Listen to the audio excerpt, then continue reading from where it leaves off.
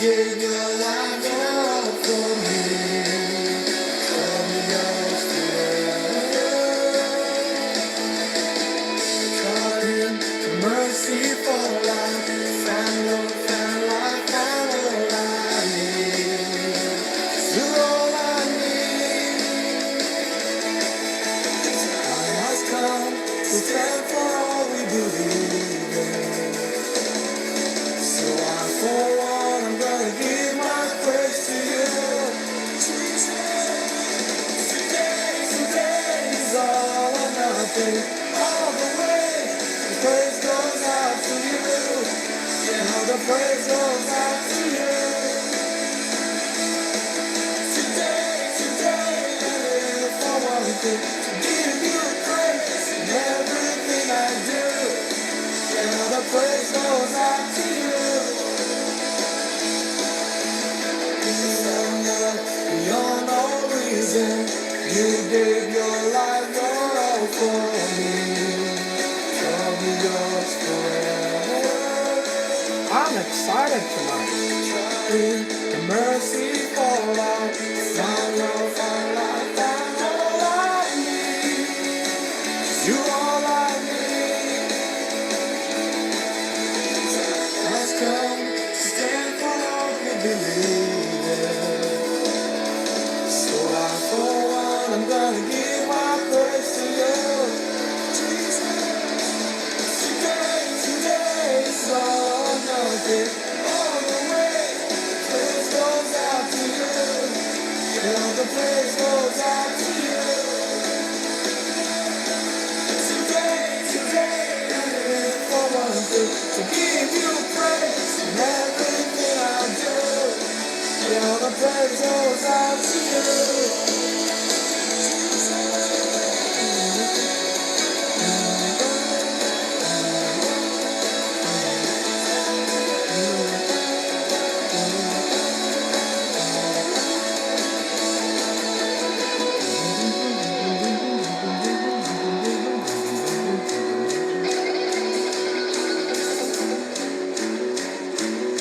Glory, hallelujah.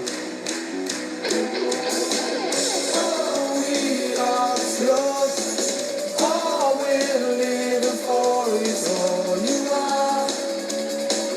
It's all you are. All we are is yours. All we're living for is all you are. It's all you are. All we are is yours. All we're living for is all you are. It's all you are. Time has come to end for all we believe in. So for one, I'm gonna give my praise to you. The time has come to stand for all we believe in. So for one, I'm gonna give my praise to you. Today is all or nothing. All the way, the praise goes out to you. And all the praise goes out to you. Today I live for one thing. To give you praise in everything I do. And all the praise goes out to you. Everything I do. And all the praise goes out to you. And everything I do. And all the praise goes out to you. Amen. Hallelujah. Hallelujah. Blessed be the name of the Lord. Yeah, so I'm reflecting this evening in the office after having a wonderful time in church. And I'm asking myself, what did I learn today? I woke up in the morning getting ready for the first church that I preach in, and in Garden Perry United Methodist Church, only to discover I had a call that says church is cancelled. And I looked out the door at the window, and I suddenly discovered that we'd had maybe 13 inches or even 15 inches of snow everywhere. And so the church service was cancelled, and I had the premonition or the temptation of canceling the second service, our church here in town where I live, the bigger church. And I had this leading that I had canceled the church once in January. If I do cancel again, I am sending the wrong signal. The wrong signal to those who may have risked themselves to come and then church is not holding. And it will be difficult for me to get people to take me seriously next time. So I had to get myself ready and then sent a Facebook message saying church will hold. And I decided to do something unusual since, I was expecting just a handful of people, maybe 20. But I got to church, the whole place was packed full with snow. God helped us, and I got one of our faithful church members who had always cleaned the front of the church. He came in and cleaned everywhere. And I had this idea that I should make people know that it's actually free to come to church and they can park.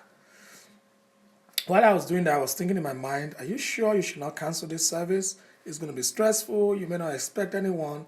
But I told myself, I came with my phone and everything. I said, if the service is not going to hold, I can do a Facebook message preaching, which I've done before. I just don't want to waste the preparation, the prayers, and the reflection that had gone into the preparing for the sermon. I didn't want to send the wrong signals to people.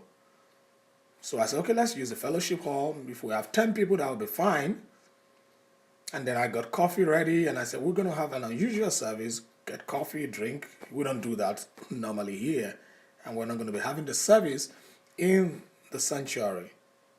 Guess what? People started coming, and then 20, and then 30, and then 40, and then 50, and then we had like 56 or 55 people in church. And it was an unusual service. I had the Facebook Live, presentation of the whole sermon, of the whole service, communion and everything. I didn't get to wear my robe, but that's fine. But one thing that I learned today was the comments I began to get from people who watched online and the repeat play. People were like, we were blessed. Thank you for doing this. The message was good. We thank God for the fellowship. And by the time I had watched, over 190 people had kind of viewed it. Maybe watched it, maybe not all watched it fully. But I was asking myself, if I had stayed home to say, well, I don't want to be stressed or I don't want to inconvenience anyone, most of the people I thought would not come to church actually came to church. And we had a wonderful time in church. And I learned today that in ministry, in life, taking risk is really important. Obeying the instruction that God has given you is important. Even if you don't see the result coming, you don't know who is going to be blessed. And so I want to tell you, as you reflect with me today, what is God telling you? What risks is God telling you to take? What are some of the challenges you're face to face with that look like you may not be able to get through? I think if you obey, you may get a great result. The songwriter said, trust and obey. He actually began by one of the verses that said, for we never can prove the delight of his love until all on the altar we lay, all the favor he shows and the joy he bestows are to those who will trust and obey. And then the chorus it says, trust and obey, for there's no other way to be happy in Jesus than to trust and obey. And I learned that lesson very strongly today. And my friends, what is God telling you? Trust him, obey him, take the necessary risk, and wait for the result. Have a good night. God bless you.